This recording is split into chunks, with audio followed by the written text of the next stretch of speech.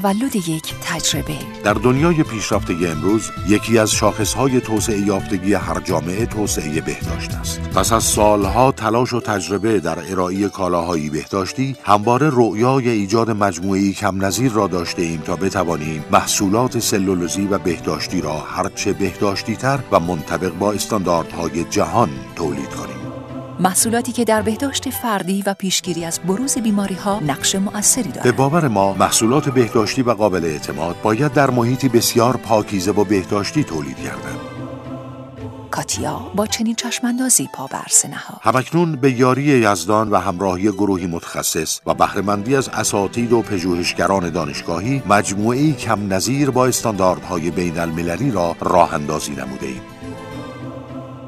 در سالن‌های تولید محصولات که مجهز به ماشین‌آلات مدرن و سیستم‌های هوشمند روز دنیاست، با استفاده از سیستم گردش هوای تازه و استریم، امکان رشد قارچ و باکتری را به صفر رسانده‌ایم و این مزیتی است که کاتیا را متمایز و برجسته می‌کند.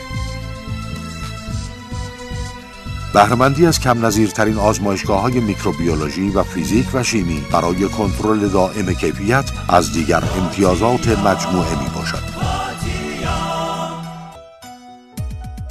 نیک می‌دانیم توجه ویژه به آموزش مستمر و ارتقاء دانش کارکنان، رضایت مصرف کنندگان از خدماتمان را در پی خواهد داشت. انتخاب کاتیا به عنوان واحد نمونه سال در استان تهران توسط مؤسسه استاندارد در اولین حضور کاتیا بهترین گواه ممتاز بودن کاتیا است. و اینک مفتخریم که در زمانی کوتاه با ارائه طرح‌های زیبا و متنوع و کیفیت مطلوب، مصرف کنندگان عزیز از محصولاتمان استقبال کردند. کاتیا بهداشتی و لطیف با استانداردهای بین‌المللی.